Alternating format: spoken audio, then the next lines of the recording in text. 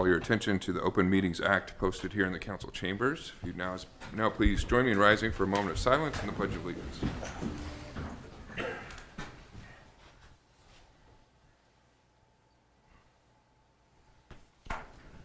Allegiance to the flag of the United States of America and to the republic for which it stands, one nation, under God, indivisible, with liberty and justice for all. Roll call, please.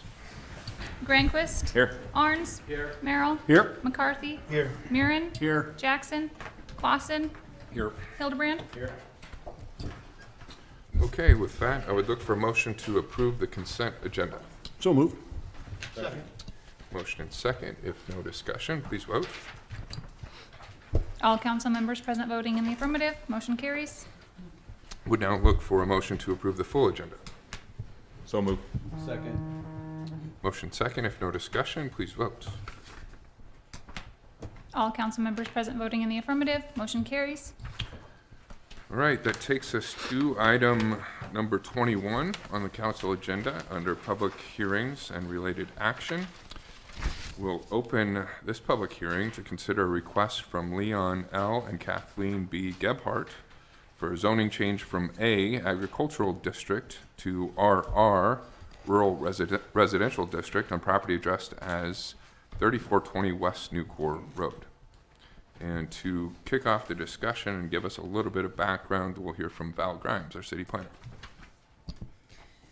Thank you, Mayor and Council. This zone request is up on Newcore Road. The comp plan does call for it to be rural residential because it is within that half mile of the ETJ, which is kind of where our comp plan directs it to be towards. The zone change is to go from ag to rural residential because as item number 23, they do have a final plat on this that they would like to split the 10-acre lot into approximately a 3 and a 7-acre piece of property so that someone else can build a house on the 3-acre piece of property. Because these two are on together, if you do not pass the zone change on all 3 readings, then we will pull the plat until the zone change is final, if there are any questions. Okay, thank you, Val. This is a public hearing, so anyone wishing to make comment can do so now.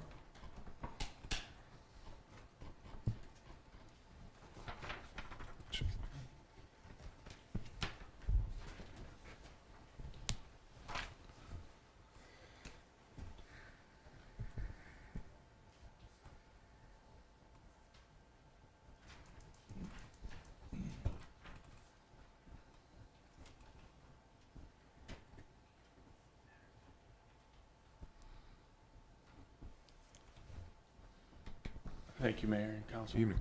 I'm Leon Gebhardt, and I'm the one that brought this for a change. Originally, we had talked about trying to get a place to put our daughter and her family's house on the property. And when I went to the city, they said it needs to be behind the property. Well, our house is already on the north 5 acres. So there wasn't any space to put that back there, and then they said go to a change of zoning, and so that's what we proceeded to do. So the 3 acres would be cut off and put in a separate area for my daughter and her family to put a house there. I think you have a copy of the plat there.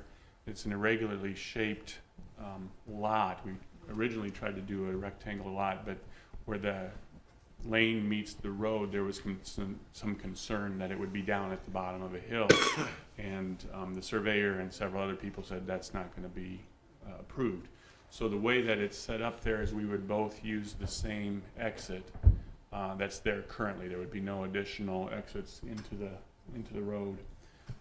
There is going to be an easement placed. If you look at the 2 corners in that plat, the lane runs right between those 2 corners, the northwest corner of the whole lot, and then the corner where the angle comes over to a straight east and west line. So the lane runs there. That is going to have an easement on it, so we can both keep using the same lane. if in the future, and it gets sold to somebody else and they fight the easement, the property is designed that you could drive around and connect back to the lane before you exit onto the road. So I don't ever see a need for there to be a second exit on or off the road, which was one of the main concerns, and that's why the lot is so irregularly shaped. Thank you. Thank you, Dr. Gebhardt. Any questions, council? Okay, again, this is a public hearing. Anyone else wishing to make comment can do so now. Okay, seeing, hearing no one, I will ask for Planning Commission report, please, Brianna.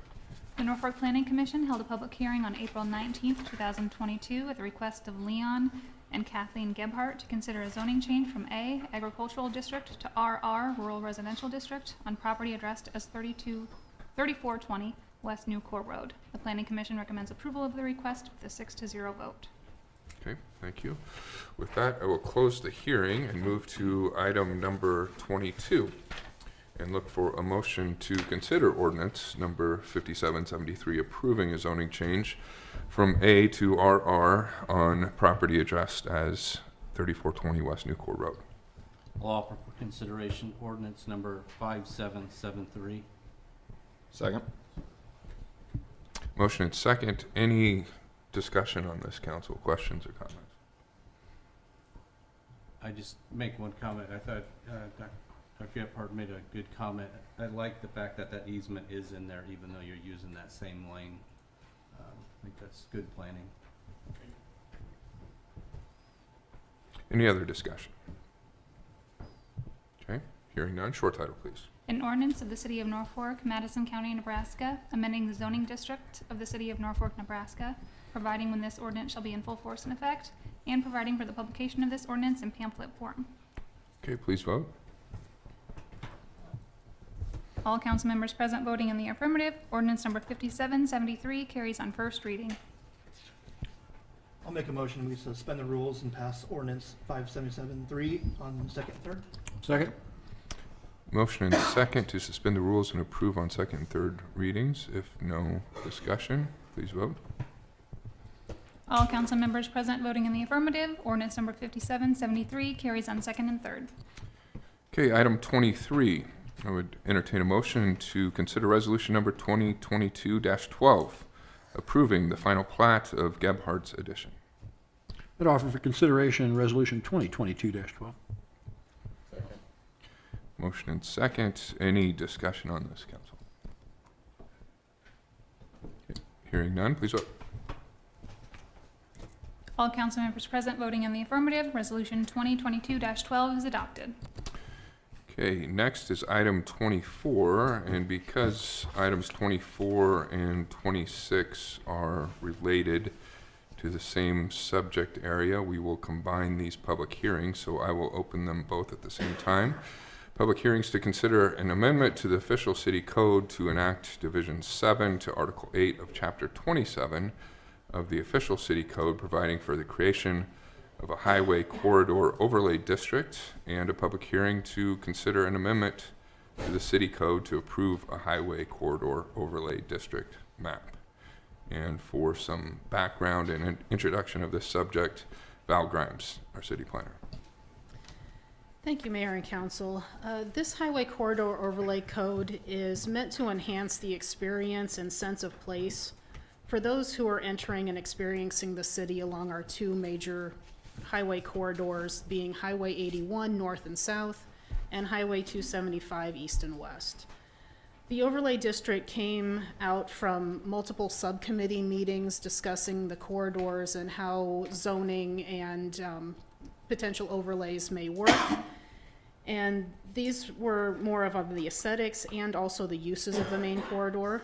I believe flexibility has been included in this overlay district as to both the uses and the aesthetic requirements for the structures, landscaping, and parking to encourage the continuation of development along those corridors. The overlay district allows uses that are permitted in the base zoning district, with two exceptions being sexually oriented businesses and salvage junkyards. And there are a few others that may be allowed in the base district, but they will be conditional use permits and follow that standard process through Planning Commission. Generally, the aesthetic portion is very flexible, so there is some exterior material other than like a metal structure only, but does not necessarily go into percentages of the whole building has to be a certain amount, that sort of thing. It's also encouraged that the structure be closer to the public corridor instead of the large seas of parking out front. If the parking is, we would recommend more screening along the public corridor to soften those seas of parking, and that the overlay district promotes landscaping and trees to enhance the experience of drivers, pedestrians, and really other multimodal transportation users. If there's any questions on this, I'd be happy to try to help. Okay, thank you, Val. Any questions for Val at this time? So if I'm a if I'm non-conforming right now and I'm already in the corridor, what does that mean for me? You continue to operate as you are. Okay, and then when you sell your business, then what happens? Let me just check. I was trying to find that. I know there's something in here too. Sorry, I don't have this all memorized yet. How dare I, right?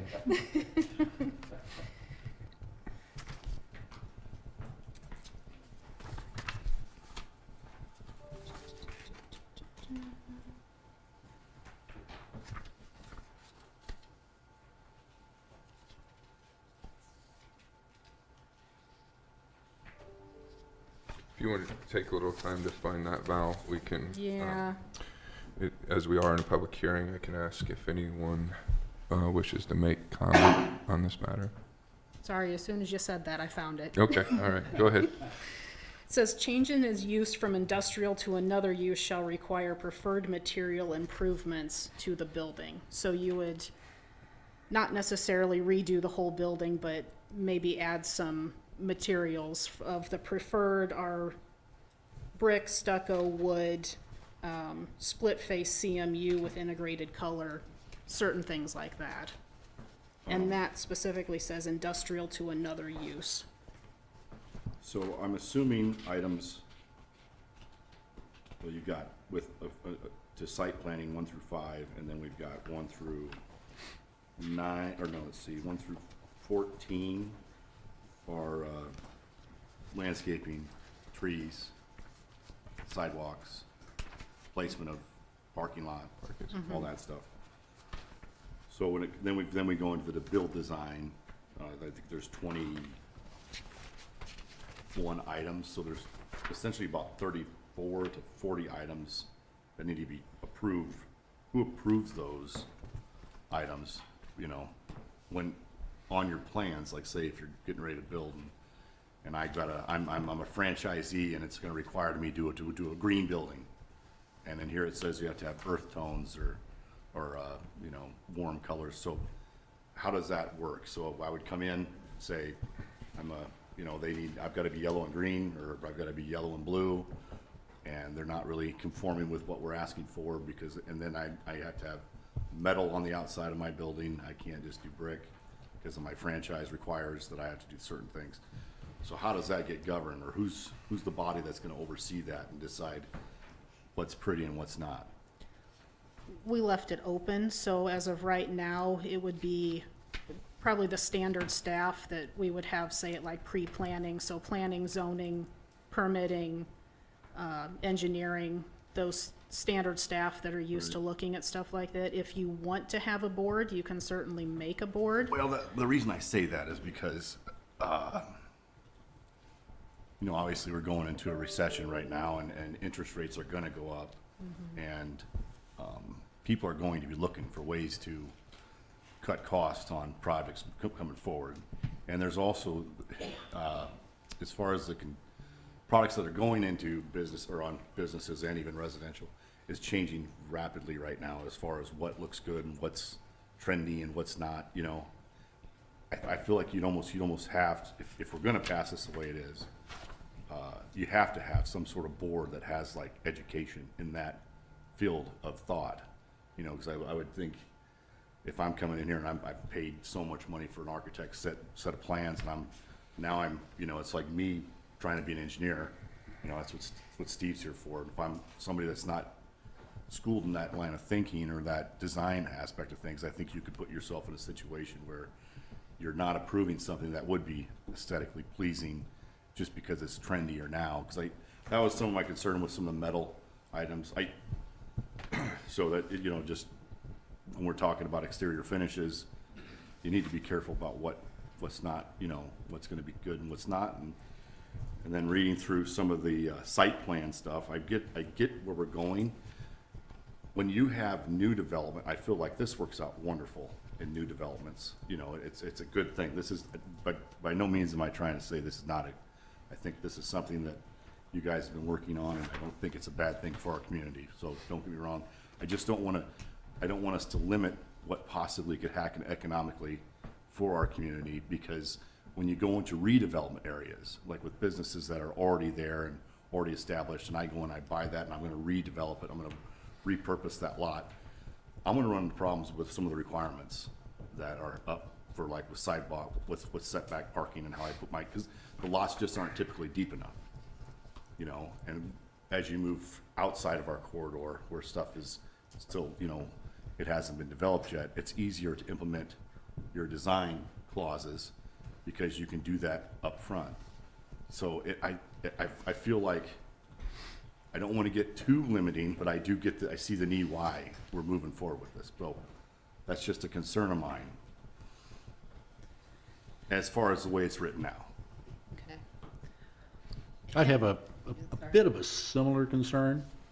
Under 27-280.27, when we're talking about, I think you go down to landscape treatments, I think it's item number 3. Shall be provided to enhance architectural features, strengthen vistas, provide shade. It says spectacular effects shall be reserved for special occasions only. Who defines that? Kind of goes back to what Shane was talking about.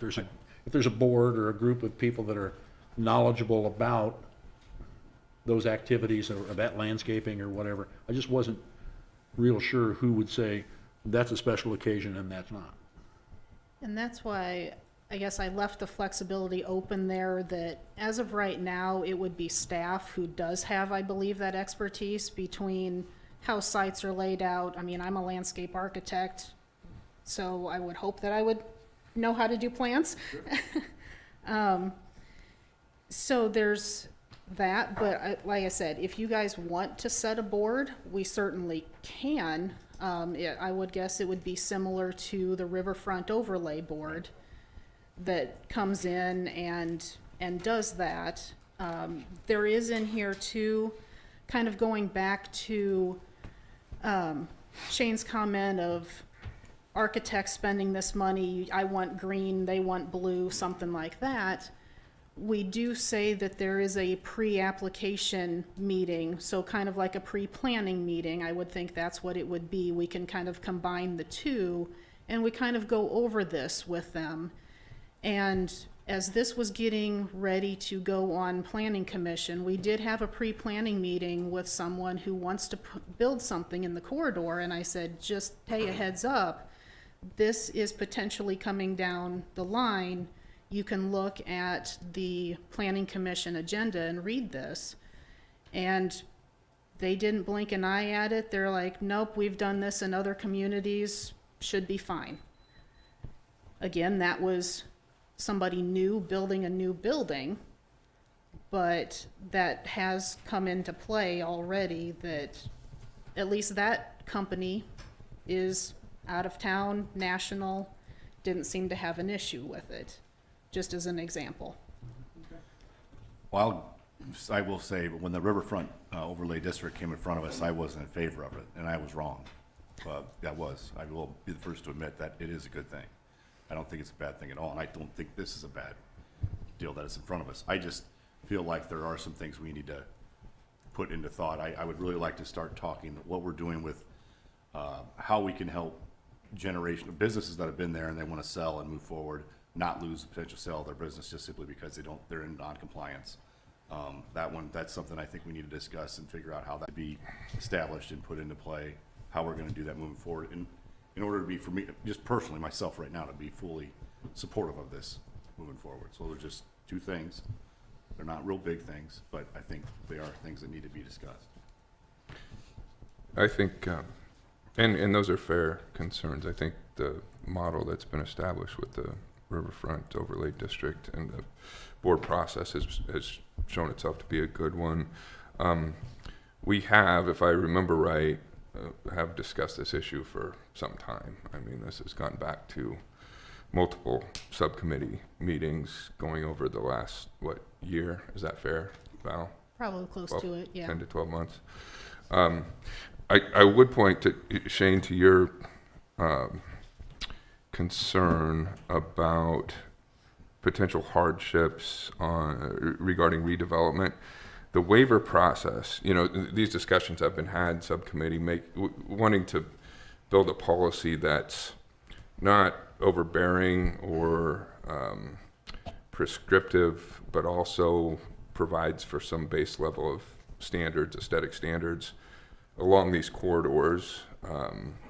That I think the underlying goal is we want to present some consistency, a good face for the community throughout, unity, and that also all works together to help maximize the property values along those corridors. So I think that's the gist of it. But I do want to call attention to the waiver process, section 27-280.27, because I think that maybe addresses some of the concerns about special circumstances and redevelopment.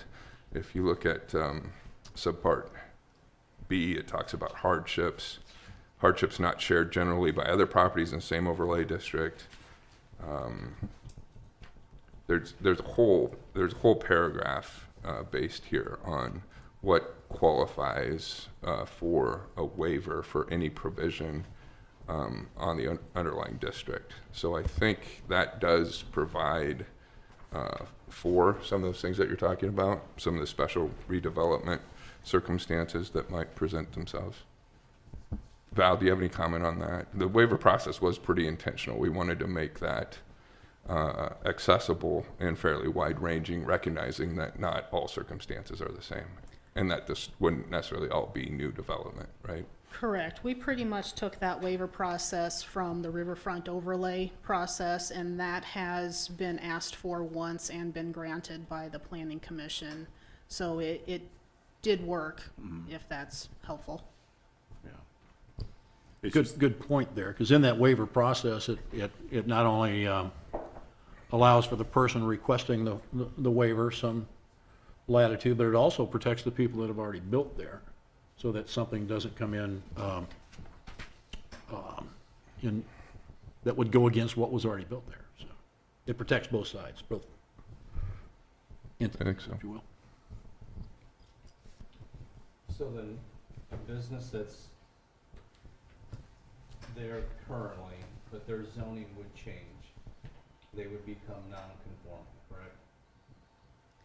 The So- underlying, Their zoning changes? the underlying zoning would not change. This is just an overlay on top of the base zoning. Okay, so where I'm coming from is if someone buys property or owns property, and it's zoned this right now, they may not be able to use that for its intended purpose without getting a conditional use permit on what was formerly a permitted use. So it's permitted currently in the zoning. Correct. And so if it continues, it just continues. They would not need to come in and get a conditional use permit. So if something is operating in I-1 today and they sold it, it would continue to operate as it is. And if it wasn't developed yet, would they be able to develop it as I-1? Probably not.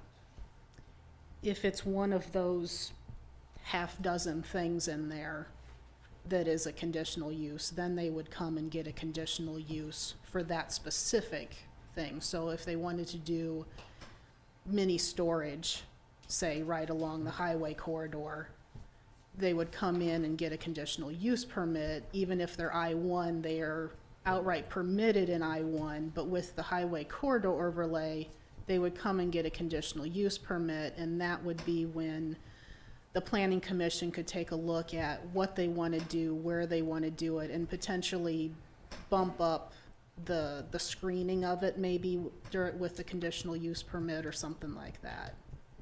It's gonna be conditions put onto a property that currently have none.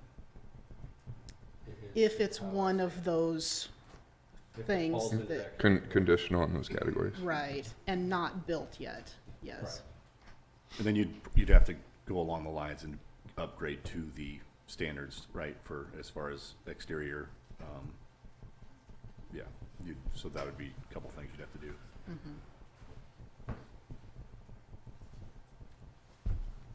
Okay, we are still in public hearing unless there's anyone wishing to make comment. I will move to close the public hearing, but first get a planning commission report on both items, please. The Norfolk Planning Commission held public hearings on April 19th, 2022 to consider an amendment to the official city code to enact Division 7 to Article 8 of Chapter 27 of the official code, providing for the creation of a highway corridor overlay district and highway corridor overlay district map. The Planning Commission recommends approval of the amendments with a 6-0 vote.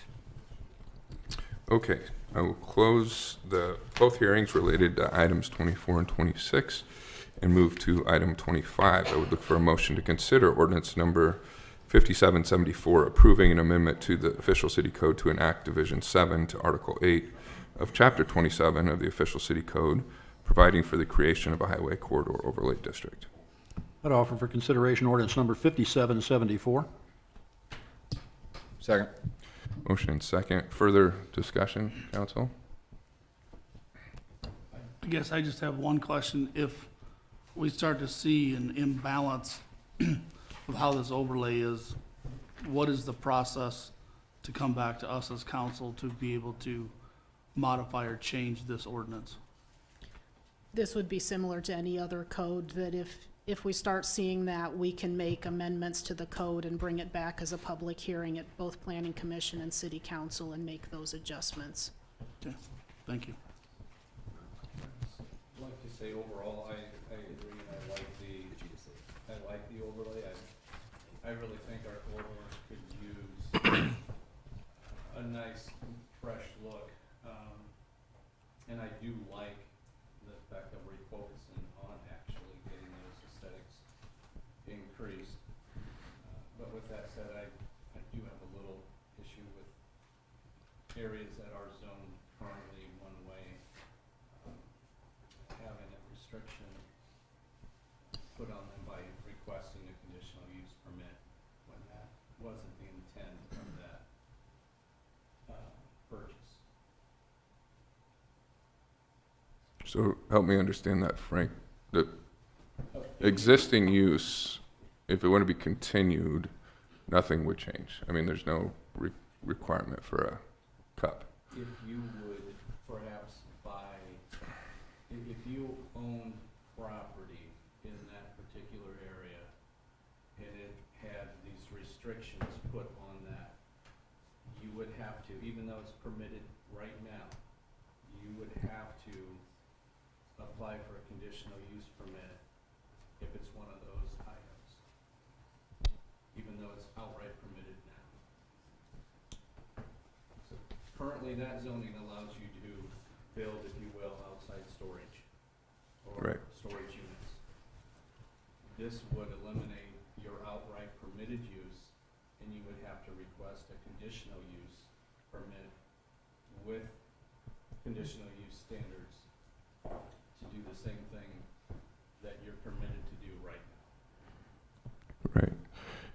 So again, in discussion of this in subcommittee, we talked about that and looked at, I think Val looked at several different existing highway corridor overlays throughout the state. And And some, I venture to say, some are more restrictive than this. Some outright restrict certain uses, right? We didn't want to be that restrictive, but we wanted to say, for certain things, let's require a conditional use permit. We've talked about some of those uses, storage, like some of these things. Would you ideally, if you planned it out on your most heavily trafficked major corridors, are those things that maximize property values along those corridors? You can argue that, right? And I So, think the way it's written is not bad. And I think it's a pretty good setup. yeah. Just a little thorn. That's, I'm not sure how you accomplish what we're seeking to accomplish overall without that mechanism. And again, I don't disagree with yeah, you. it's not like we're saying no, this can't take place here. We are saying, however, it can, but there has to be a conditional use permit involved. why, as far as existing businesses, why couldn't you grandfather that business in? And then, once the business would sell, that would trigger the upgrade in exterior at that point in time.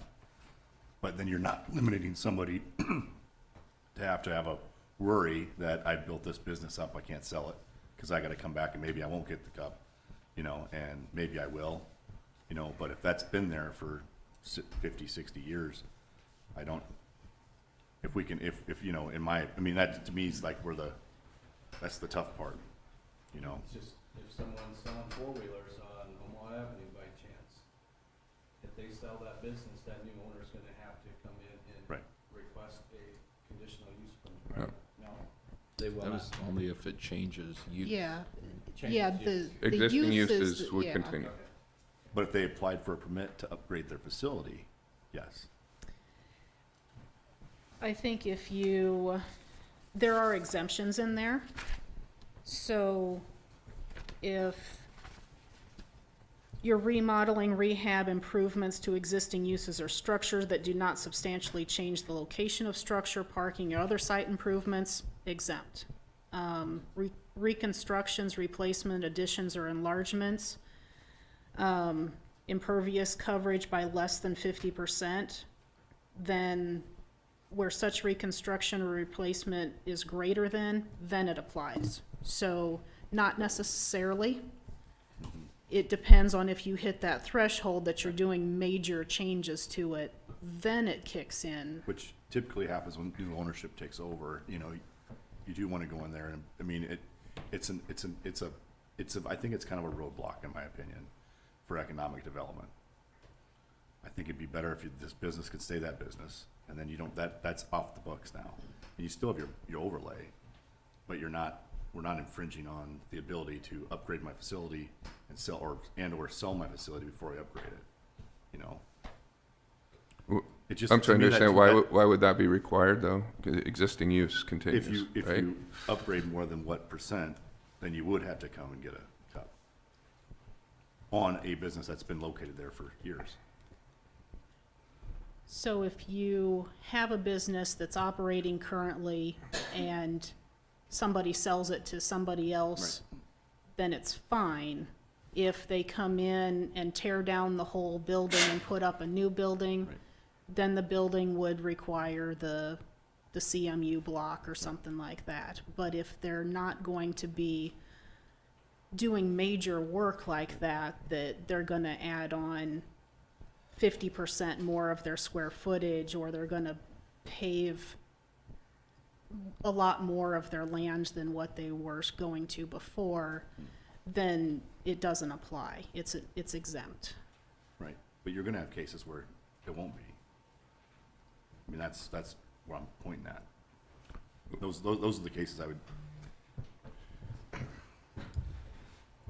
This is intense. I mean, there's a lot here. If you read through everything, there's a lot here that we're asking for, and it's, like I said, it's not a bad deal, but there is a lot we're putting on these areas of our community to increase, just basically for beautification and having, what you see. On purpose, right? And I'm not disagreeing with that, but In doing so, you are gonna inhibit maybe some economic development in our community because of the restrictions you're putting on these lots. You gotta be aware of that. I would argue, I think, again, the purpose of this was not to be over prescriptive or restrictive, but to maintain some basic guidelines. And we have a lot of different zoning codes on these corridors, right? We've all seen the hodgepodge along 275 and 81 in terms of zoning. I would argue like the landscaping requirements here are not really terribly more aggressive than what we already have in code for certain developments within certain zoning designations. But part of the problem is because you have all those different zoning codes, it's hard to make those corridors consistent given the way things are zoned right now. This solution helps bring some consistency and uniformity and base guidelines for how we want the city to look and feel and be presented to the world. So I think we could look at all kinds of exemptions and what about this, what about that. I will say I've been party to all of the subcommittee meetings that have been had on this, and a lot of these different scenarios have been discussed, which is why we wanted to build in a waiver process that was accessible, that we didn't want to outright restrict uses like some of these corridors do, but allow for conditional use permits, and be reasonable about it, but still get at the underlying goal of improving the look and feel of our corridors and enhancing community pride in how the city looks. I think enhancement is a big key there. If people that are going to take an existing property and not substantially change it wouldn't be affected. But folks that are going to make a rather large investment of more than 50% enhancement in that property, in my experience and in my view, would probably not oppose looking like the rest of the properties around them. You don't want to be the person that stands out from the crowd, a little lower than the crowd, if you will. So I don't know that would be a big issue. I think the enhancement, given the waiver process and the fact that the Planning Commission is also going to be involved in this as well, I think gives a lot of flexibility here that would not necessarily be detrimental to somebody that wanted to completely turn that around. Right. I guess three things. The transfer of property, that one makes me nervous. That does. So we can put that on the table because, I mean, there is a process you can go through to ensure that it would possibly happen with getting a cut put in place. So, I mean, that's all, I mean, I can see where we're going with that. As far as, I do feel that you do need, not so much on the landscaping, but on what the building's gonna look like, what products you're gonna be looking at. When you come in to present that, I think you need something in place, if that's just like we do with the riverfront property, you know, they're showing, you know, what product I'm using and who's gonna approve that and how that's gonna work. Because like I said, people are gonna be looking for ways to cut costs moving forward, especially with where we're heading with things right now. And the way this is written, it's gonna be tough to cut costs and get approved.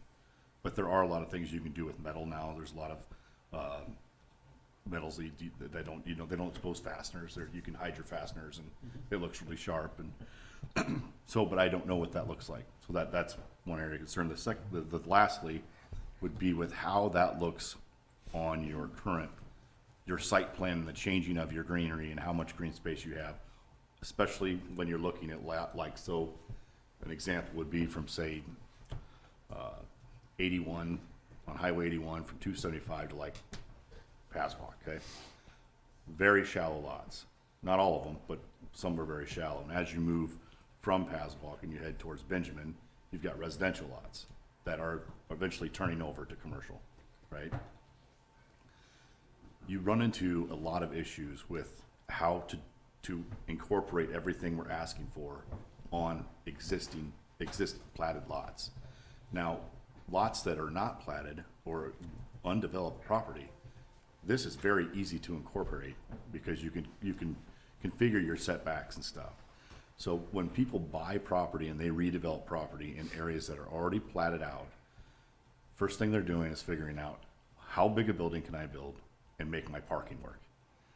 Your parking requirements dictate what size of building you're going to. And and that's every stall, right?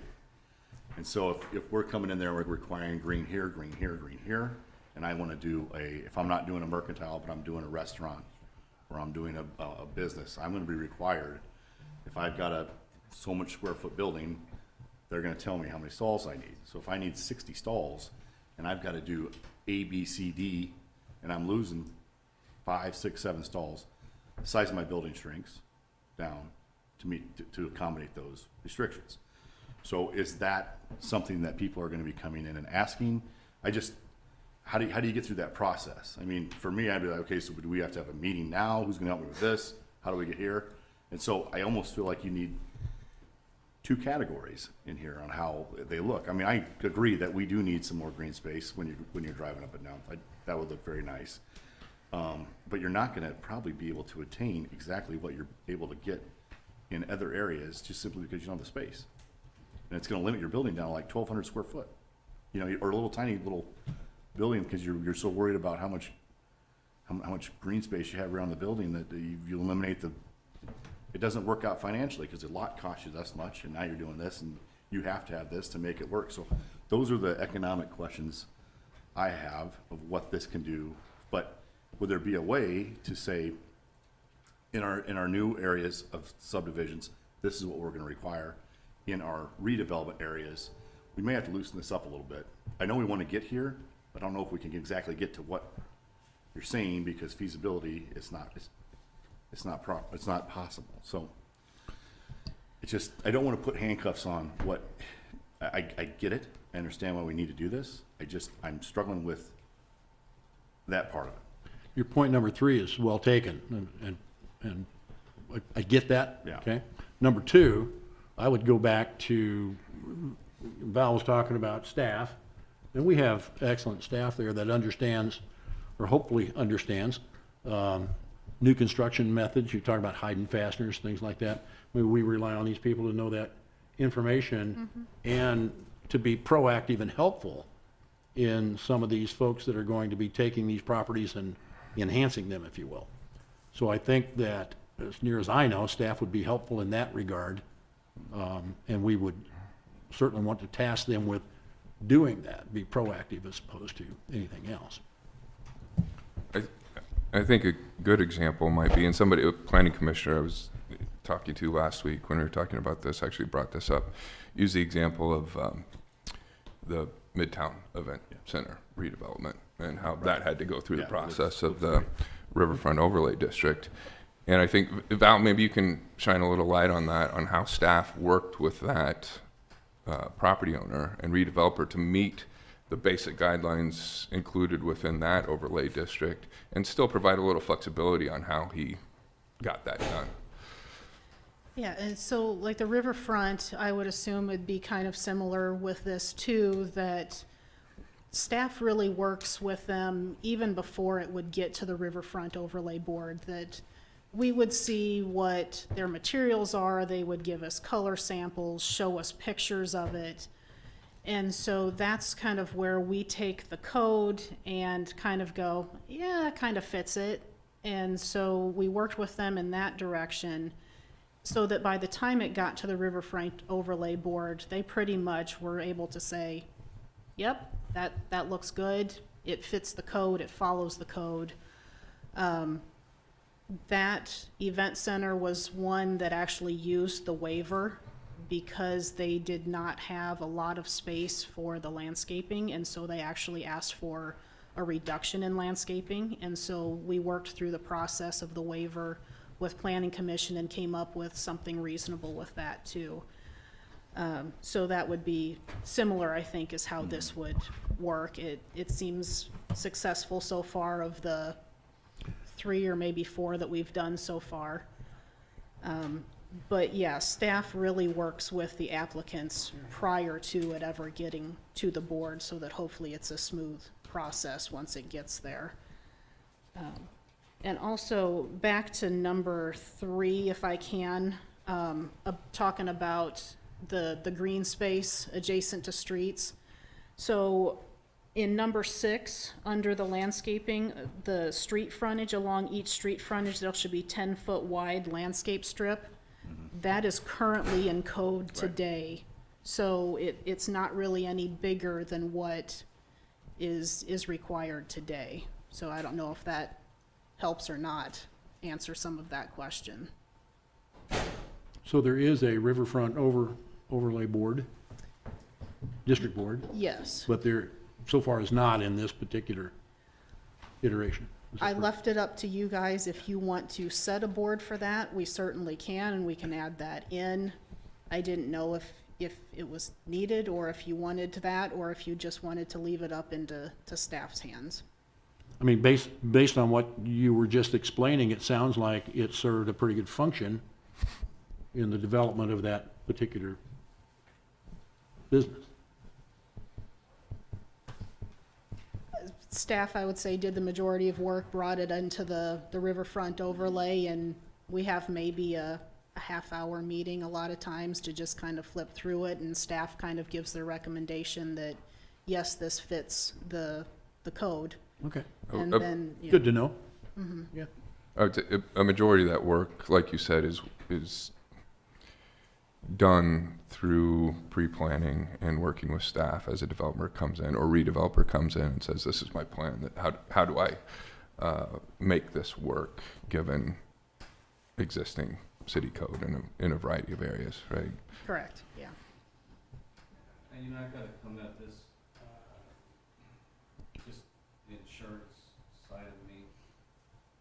So if a existing business that's non-conforming has a loss, a fire loss, and more than 50% of their building is destroyed, are they gonna have to wait for a conditional use permit to be issued? Do they have to go through that process? Or when can we pay them dollars to fix their building? And when can they fix their building?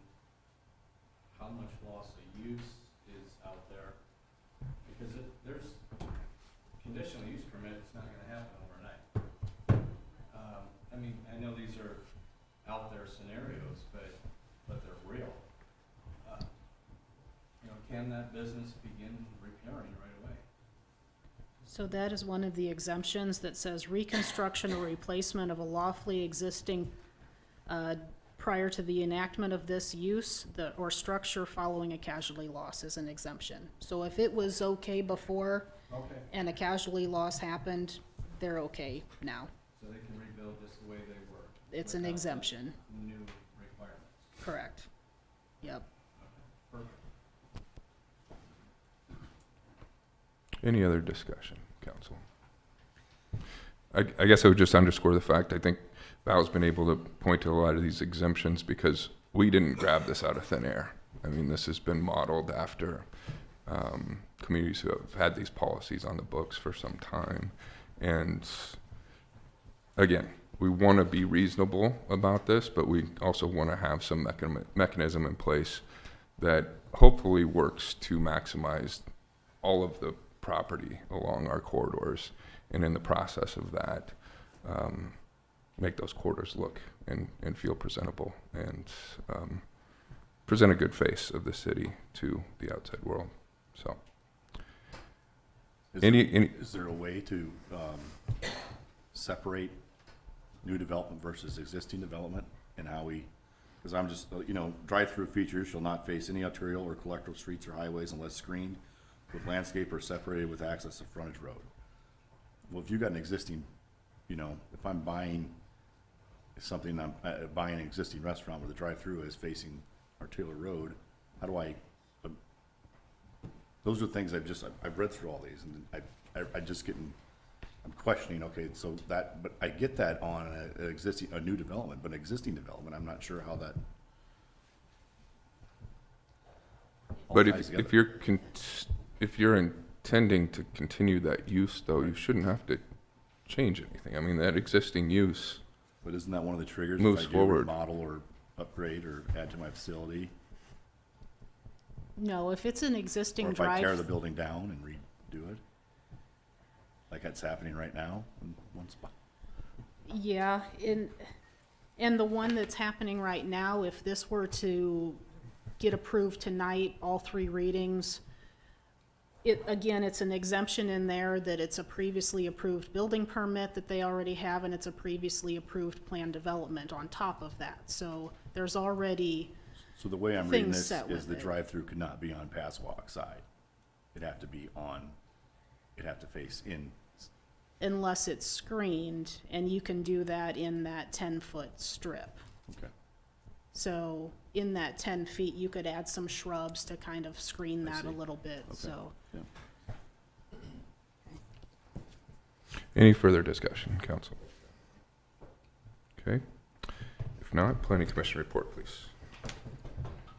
I think we're on the ordinance. Oh, I'm sorry. That's okay, sorry. I'm sorry. Got me. Short title, Okay. right? Yes.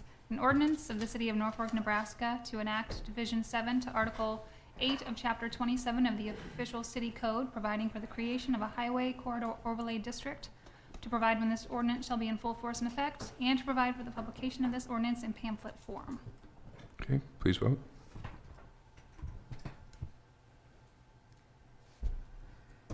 Okay. Voting in the affirmative, Granquist, Merrill, McCarthy, Murin, Hildebrand. Voting in opposition, Arns and Clausen. Ordinance number 5774 carries on first reading. Okay, that moves us to item number 27. I would look for a motion to consider ordinance number 5775, approving a highway corridor overlay district map. I'll make a motion for consideration of ordinance number 5775. Second. Motion second, and Val, this just attaches that map to this policy, right, correct? Or do you wanna Correct, get- in the text, it talks about the map, and so this is just actually the graphic of the map. Okay.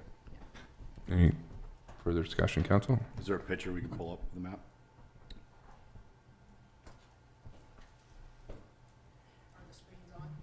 Well, they were.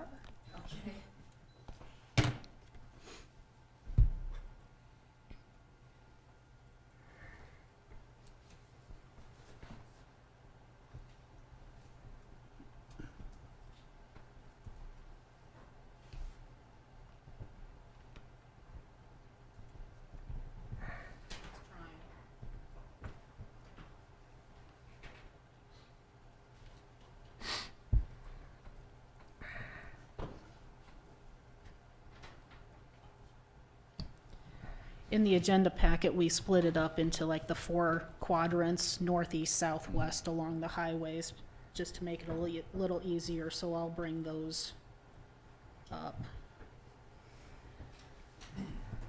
So it's essentially the 275-81 all the way out to the ETJ lines. So this is the east, so I kind of took it around the 275 and 81 intersection. So this is east. I tried not to cut people's properties in half.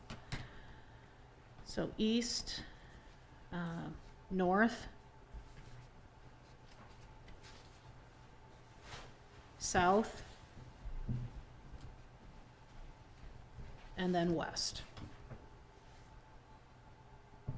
And you'll notice that the areas that are already developed, like the center of town along 81, it doesn't go as far out because those are smaller lots, less development area than what could potentially go out on the outskirts, more along the ETJ lines.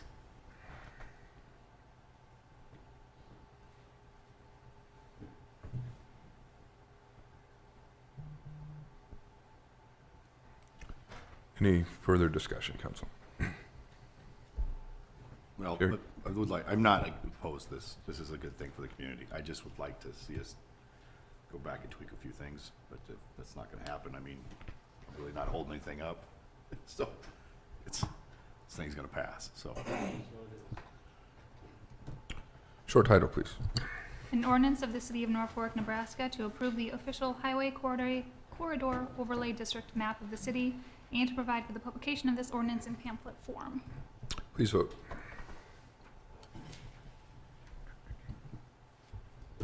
Voting in the affirmative, Granquist, Merrill, McCarthy, Murin, Clausen, and Hildebrand. Voting in opposition, Arns.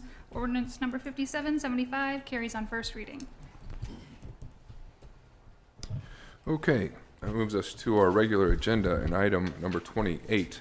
We look for a motion to consider approval of an engineering construction design services contract with Olson Incorporated for the sanitary sewer rehabilitation 2022 Monroe Avenue to Logan Street project for an amount not to exceed $47,968. Second. Motion and second, and here's some background on this. Dennis Watts. Good evening, Mayor and Council. Evening. Yeah, I'll talk a little bit about this. So this is, as Mayor said, starts at about Monroe and goes down south of Jackson and then over to Logan. This is part of, we have some tar line sewer that was a corrugated metal pipe with about 1.5 inch tar line sewer was installed in this about 75. We did we broke that up into three sections. This actually runs from about 19th and Center. So basically our 275 all the way over to Milk Specialties. There's the first part that's a 21 inch that is next on the agenda here. And then last year we did the part from we've been about 10th and Omaha down to 4th and Monroe, kind of by the Milk Specialties. That was a 36 inch or 30 inch, and now then this part here is a 36 inch. And basically what it is the main trunk line for the city of Norfolk, interceptor line, and that tar is failing. So we're basically mirroring what we did on the Milk Specialties portion from 10th and Omaha to 4th and Monroe.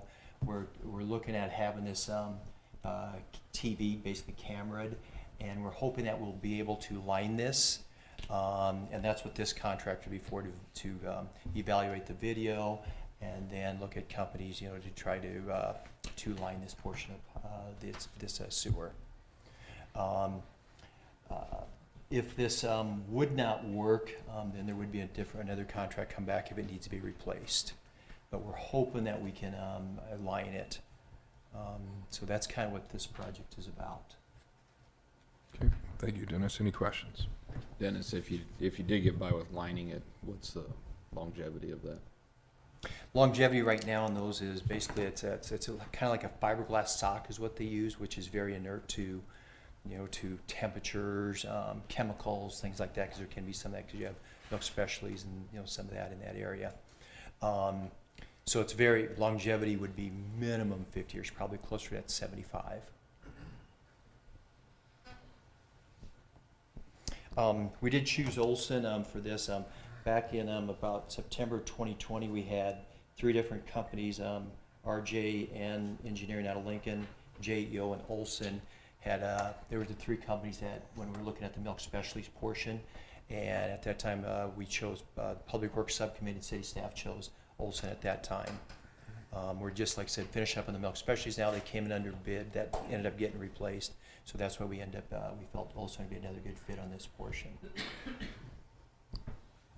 So Dennis, if we were not able to reline this and we had to do something else, would there be duplication of effort in the next go-around of looking at engineering? No, because on this one here, we don't have to do any geotech, we don't have to do any of that, we don't have to get any additional right-of-ways.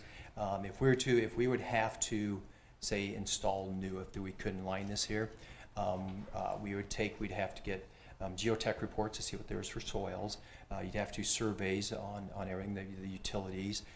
You'd have to get some temporary and permanent easements, so there would be no duplication of any engineering services. Okay, thank you. Any other questions? Thank you, Dennis. Okay. If no further discussion, please vote. All council members present voting in the affirmative, motion carries. Item 29 would look for a motion to consider approval of an engineering and construction design services contract with Olson Incorporated for the sanitary sewer rehabilitation 2022-Omaha Avenue from 19th Street to 10th Street project for an amount not to exceed $51,462. We'll make the motion. Second. Motion second, and Dennis, once again, please. Yeah, basically, this is just the start of this tar line sewer. This is a 21-inch. Very hopeful that we can get this one slip lined. This is a lot of it runs right along. It runs on the north side of Omaha. So this should, if we have to replace this would be a very costly project. So again, we're going to video it, and then they will review it. And even on this one, if we can even do some, if we have some failures, hopefully we can do some spot repairs. But if we have to put an all new line, this would be extraordinarily expensive. So we're hoping that if we get moving with this one, that we can line this and again get that 75 years or so out of it. And it is a very important part. It starts taking the sewer starts at about 14th and Kenningstein, up in that neighborhood. So it is a very important kind of downhill piece of our sewer interceptor system. Dennis, how accurate is that camera? Very accurate. Basically, it'll be Johnson Services out of Kearney. They do basically pretty much they hit all of Nebraska, into Kansas, some of that. So it's a very good picture. So we'll know what we get. Yes, they'll be able to see. I think on this part here, on this 21-inch, there's I think 4 or 5 services, so they're able to pinpoint exactly where the services are and what they'll do. And actually, Pearson Woodland Park has used some of these lining. And what they do is they mark out all the services, and they're able to go back with the robot, cut out those areas. So it's a very, very accurate video. Thank you. Do you foresee more projects like this in the future? In the sewers? I don't believe so, not for right now. This is one that's a lot, we do have a lot of clay sewers, some of that. And the clay, that'll generally last 100 years, but when that fails, it's generally time to replace it. But we could potentially, but at this time, I'd say not in the next, say, 10 years. Thanks. Any further discussion? Hearing none, please vote. All council members present voting in the affirmative, motion carries. And item 30 would look for a motion to consider approval of ordinance number 5776, creating Water Extension District number 127, which generally provides for the extension of a water main along Channel Road from Hayes Avenue to Phillip Avenue and along Phillip Avenue. I'll make a motion for consideration of ordinance number 5776. Second. Motion and second, and Dennis, once again, please. So this is a portion out, I think everybody knows where Victor Village is. This would be north of that. It'd be, when we ran that water, we stopped at the church there on Channel Road there. This would be starting from that road going on north, approximately 118 feet, somewhere there, about 1,700. Then it's also, we tie in a water main on Phillip. This is for a couple different reasons. We have had a failure of a well in this area. There has been some requests for or some interest in development in this area also. So we do, need to run a water main in this area. It affects 5 property areas. There are some larger ones. So basically, it'd be a, like I said, approximately 1,800 length in feet. And I guess that's about it. Like I said, it's driven by a couple of different items: future development, a well that has failed, and that's kind of what it would be. Any specific questions on it? It'd be a water line only at this time, water district only. The well that has already failed, is there a temporary fix for those folks? Yes, they're able to use it. It's at the very end of its life cycle. It has a manganese problem, and water in that area is not real good. So we would propose, if the district goes through tonight, the plans and specs are basically done. We would try to get it bid out. We go out for, get the plans and specs out there and try to get a bid as soon as we could. We propose to have it done probably no later than November 1st. So Of this definitely, year? we'd get it done this year, yes. Okay. Maybe that October, November timeframe. So how's this water extension district being funded? It'd be assessed, and then also we had direction from the Public Works Infrastructure Committee where the city would, there were some larger lots out there, so that's a good question, Shane. So it'd be assessed district. City always pays for all oversized cost. Also, we'd be looking at agreement on this since there's some larger properties where we would have an agreement, and if the property owners sign the agreement, come back to council whether actually the agreement would, but if it's there, so the city would pay 50% of the assessments. So it'd be with city paying those assessments half. If the lot is subdivided in the future, it would be 50% would come back to the city. So at this time, it would be funded 50-50 on assessments. If it's a lot subdivided, then it'd be the 50% would be paid back to the city.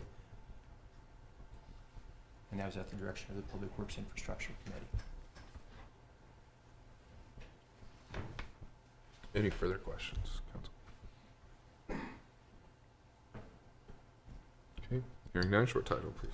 An ordinance creating water extension district number 127 in the city of Norfolk, Nebraska, establishing the outer boundaries of the district, designating the size, location, and terminal points, referring to the plans, specifications, and engineer's estimate in connection therewith, to provide when this ordinance shall be in full force and effect, and to provide for the publication of this ordinance in pamphlet form.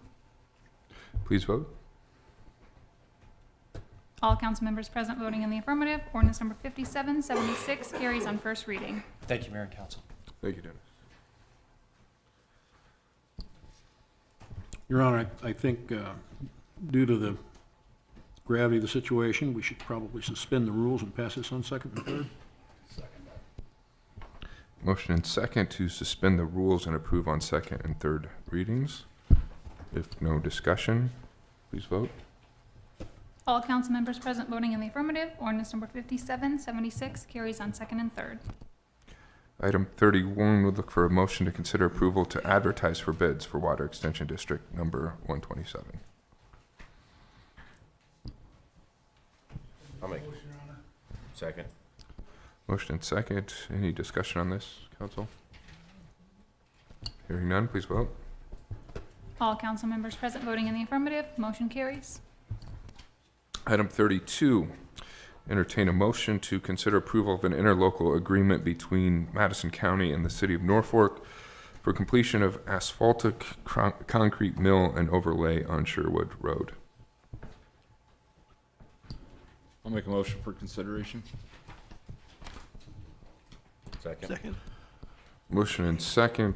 For some background on this, Steve Ramus, our Public Works Director, please.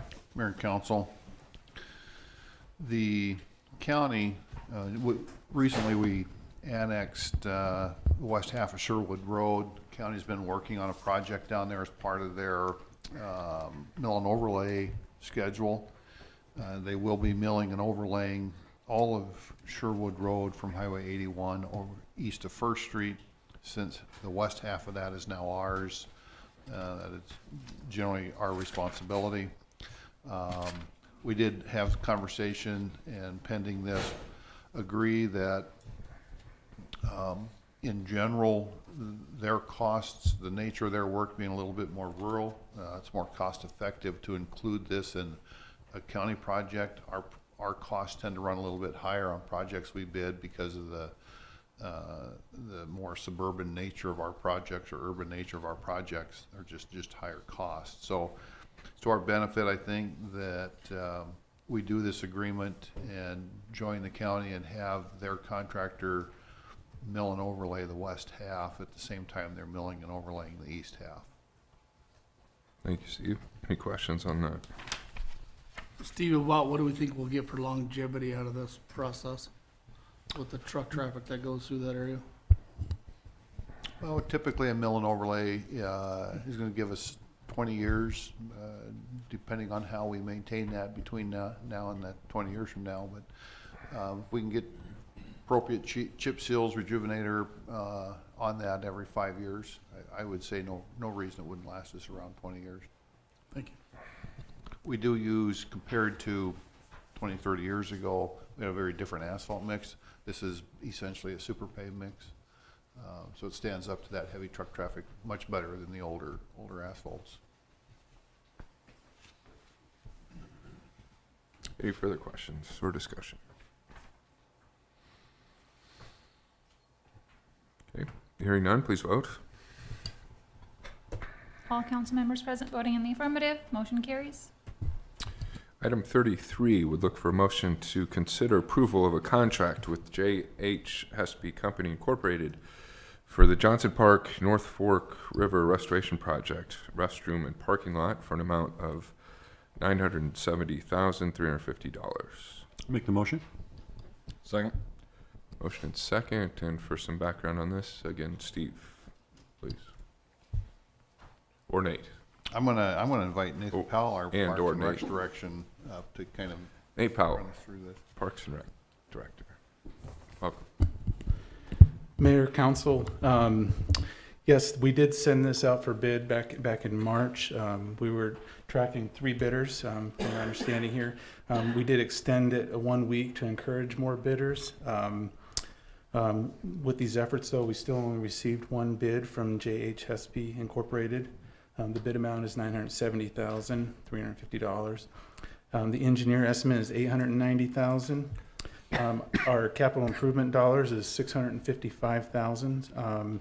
We're going to put some additional utilities dollars, extension dollars into that with $120,000, and also some trail funds for $46,350 for the trail and sidewalk improvements in the area that we're doing with this project.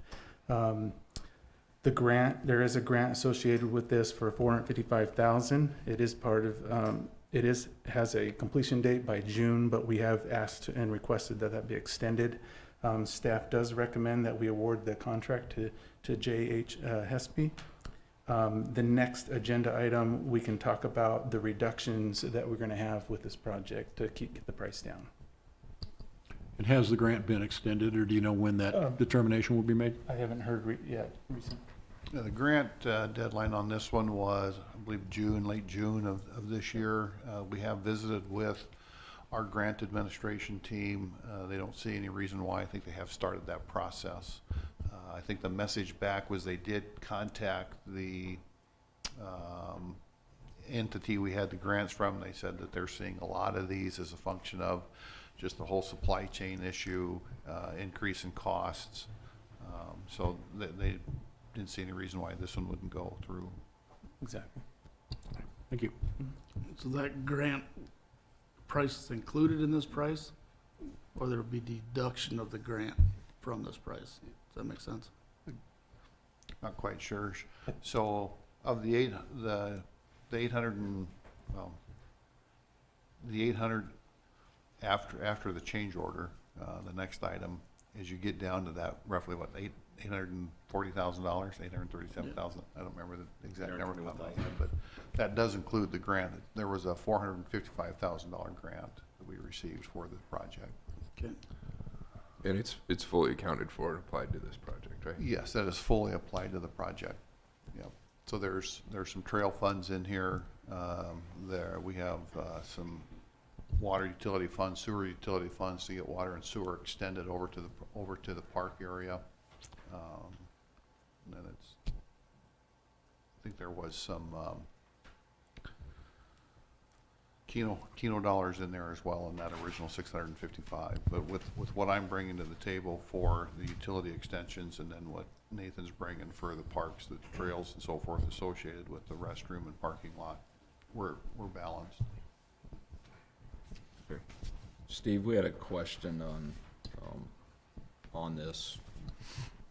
What it looks like, I guess, if there's a plan. So maybe we could talk about what materials are being used, what size of restroom, what size of parking lot, what materials are being used for this project, just to give an idea, I guess. So, yeah, so there are bid documents for this that would include the restroom facility, the parking lot facility, the restrooms, As I recall, there are 3 stall restrooms, so 3 women's, 3 men's.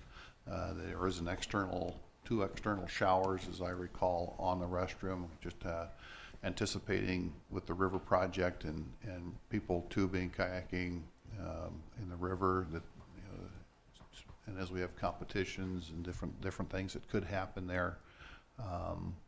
So there are those showers there. The restroom facility, it is going to be a 4-season facility as well. We'll have the ability to keep that open throughout the winter. It is also that building is functioning as the central hub for trail lighting in the park along the river trail, and then within the Johnson Park area. It's also serving as the central hub for the irrigation system for the park. It is a block construction. We also have Hespe here, and he's probably intimately more familiar with the plans than I am, but it is a block construction. It's kind of a double wall with an insulated core. So you got the burnished block on the outside and a little different block on the inside. The floor will be the epoxy resin floors. If there's other questions around that, I could. You said I 4 think seasons? that helps. Is that, so it's, I don't want to say necessarily heated in air, but maybe that's what I'm thinking of. Yeah. It's got a, Heated for sure. I don't know about air conditioning per Right. se, but for winter purposes, it is heated so that the water systems don't freeze. And there would be hot water as well. right, okay, that's what I was thinking. Good question. Any other questions or Have the discussion? designs been approved by the riverfront overlay? Fair question. We're Oh, was that a hard exempt. Since we started the process earlier, we're exempting.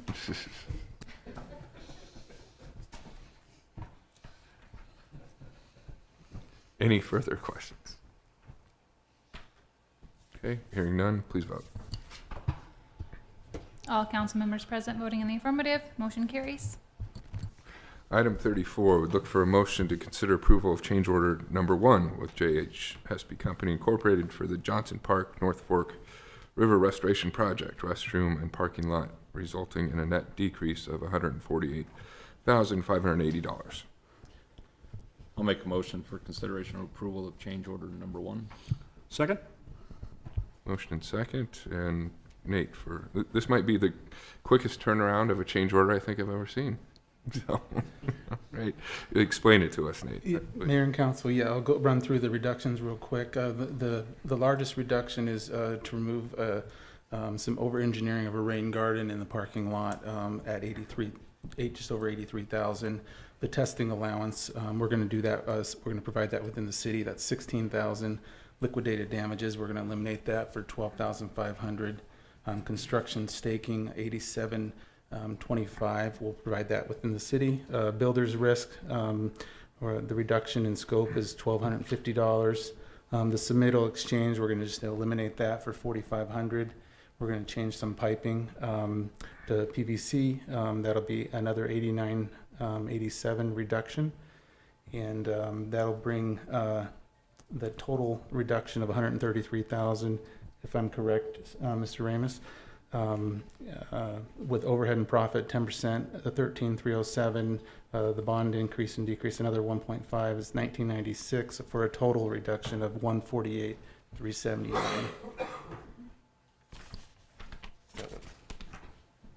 Nate, what was item number 1 that you mentioned in that The list? rain garden, Or, excuse me, maybe it was number 2. 2, the testing allowance Yeah, good, for 16,000. okay. Maybe it was number 3. It was an engineering thing, I'm sorry. Liquidated damages. Yeah. Explain that, Jimmy, please. So within the contract, and it's pretty typical on our contracts, we define a completion date, and then there's liquidated damages if they don't hit that completion date.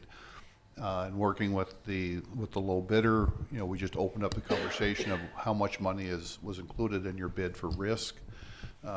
They shared that they had about that, I don't see the number here, but somewhere in the range of $12,500, if I recall correctly. Yeah, $12,500 that they had included in there, anticipating that they would not be able to meet the completion date based on supply chain issues and delays. We asked them when they did, and I think we had November 1st of 2022 in there. We asked them if we were to eliminate that potential risk on you, what would your completion date look like? They shared that they would still be able to hit the December 31st completion date of 2022, so about a 2-month delay.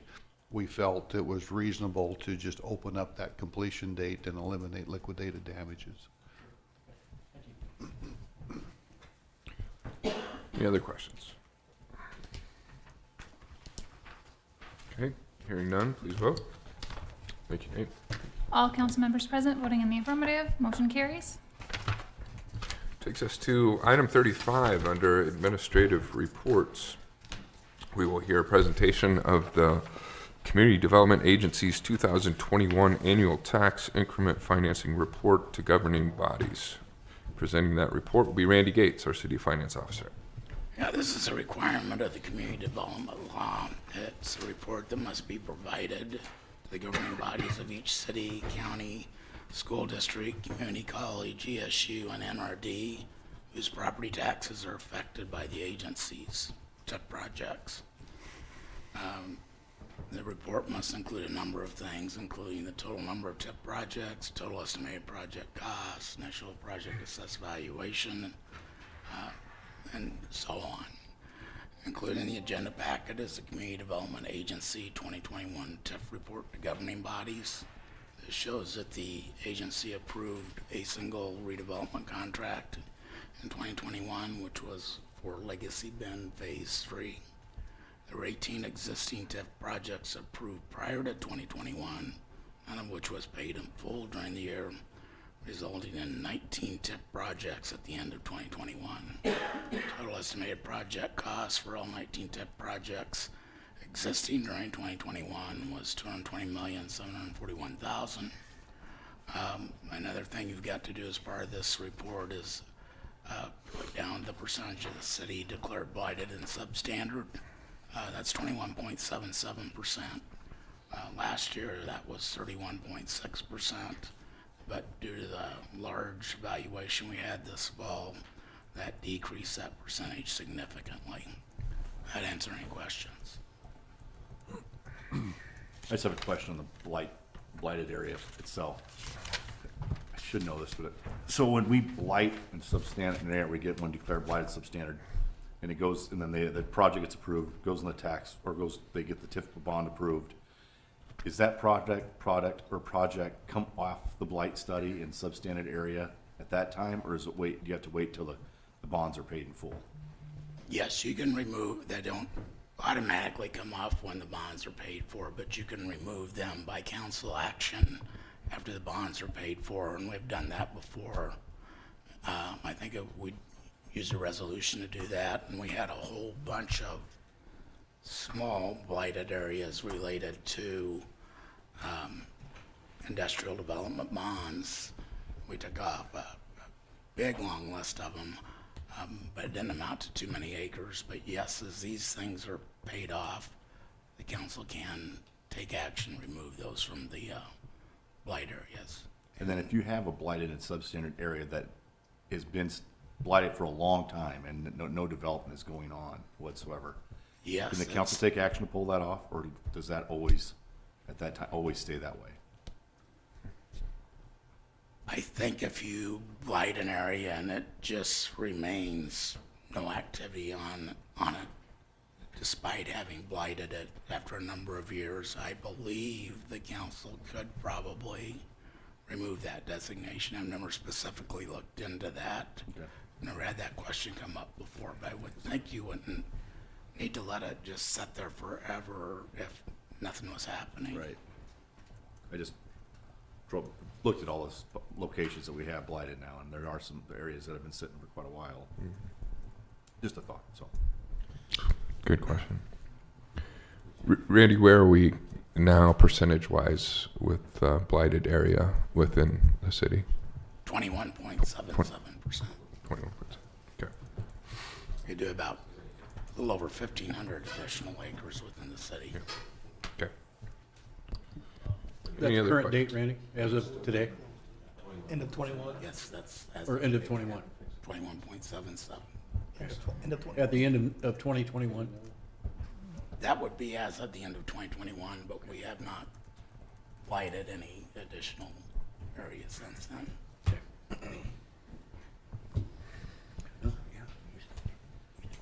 Any further questions?